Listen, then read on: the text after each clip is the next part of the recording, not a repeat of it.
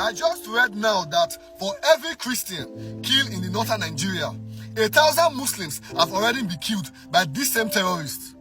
So we have to ask ourselves this question: who are the people behind this killing? In Borno State alone, Muslims that were killed by these terrorists are over 500,000, and more than 3 million Muslims have been displaced. Some even ran to Niger Republic, while most ran to southwest and south-south region of Nigeria. The pattern has always been the same.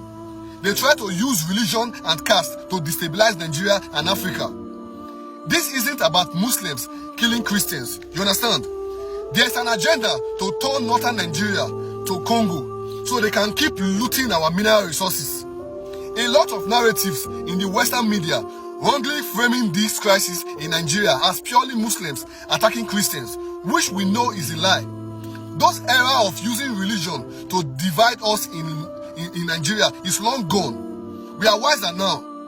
These terrorists are not Nigerians. They are foreigners being sponsored by the West to destabilize Nigeria.